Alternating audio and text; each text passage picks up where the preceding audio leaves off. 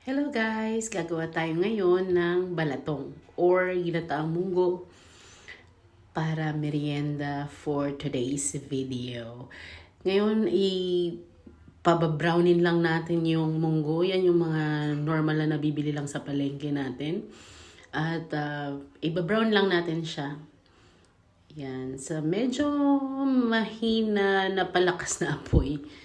So, ayan, medyo green pa siya. Kailangan lang natin siyang pabrownin. Halo-halo lang kasi baka masunugan. At saka, ayan, medyo brown na siya. So, ilalagay lang natin siya sa platito para lumamig ng konti. Yan, lalagay lang natin siya. Pagkalagay, pakulo na tayo ng tubig. So, ayan, palagay tayo ng tubig. Pag medyo mainit-init na siya, pwede na nating ilagay yung malagkit natin. Yan, nahugasan ko na yan. So, yan yung malagkit na bigas natin. Tapos, halo-halo lang ng konti. Ang maganda dyan, pwede na nating isabay yung tinadtad nating munggo. Ayan, pit-pit-pit-pitin lang natin yan ng ganyan. Actually, napansin ko, mas maganda talagang martilyo ang gamit. Since wala akong martilyo, yan lang ang meron ako sa bahay. So, ayan na siya. Medyo durog na siya. Pwede na natin siyang ihalo kasama ng malagkit na bigas. Ihalo-haluin natin para sabay silang maluto. So, ihalo-halo lang natin siya. Pag medyo okay na siya, basta makikita nyo, pwede nyo dagdagan ng tubig. Yan ang nilalagay natin, yung mga tira dun sa pinagpitpitan natin ng munggo. So, ayan, yung malagkit at yung munggo. Halo-halo lang natin siya. So, minsan talaga pag naisip kong gumawa, nag-crave ka na kaya mo namang gawin na natin.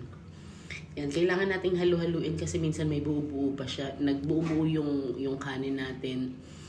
Tapos, ayan, halo-halo. Walang kamatayang halo-halo.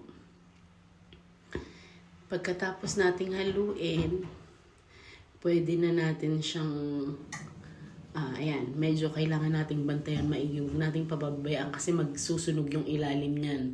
Maluluto yung ilalim. Imbis na balatong, tutong ang merienda natin. So, ayan, tignan natin siya from time to time.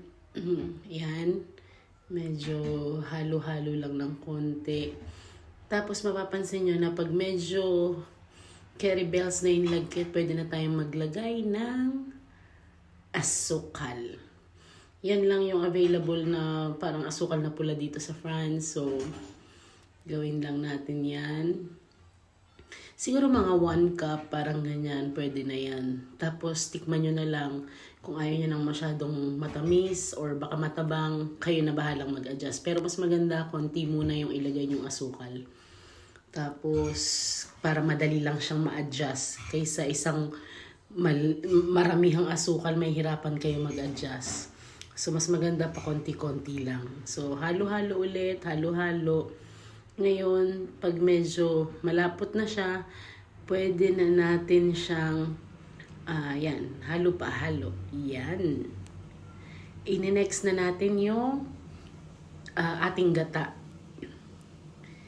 Yan. Halo pa, halo-halo. Yan. Nakikita nyo, medyo umaalsa na yung kanin na malagkit. Dapat, as much as possible, huwag nyo tigilang maghalo. Kasi para hindi siya magbuo at saka hindi siya magtutong sa ilalim. Yan. Check nyo rin yung kanin. Ngayon, so pwede na siyang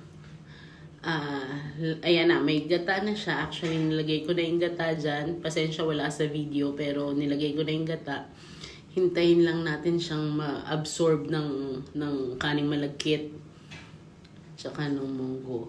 Yan, sa mga oras na yan, malambot na rin yung munggo natin. So, okay lang. halo-halo, halo-halo. Okay? Actually, madali lang talaga to. Yan lang ang kailangan nyo. Malagkit na bigas, munggo, gata, asukal. That's it. Ayan, medyo na-absorb na siya. Yung sabaw niya, medyo malapot na siya. Ayan. Mas maganda kasi yung konti lang yung sabaw. Mas maganda yung kung ganyan lang siya. Yan, ready na para i-serve natin. At ayan na. Perfect. Diba? Wow. Yan ang ating made in France na balatong or ginataang munggo. Okay, thank you guys!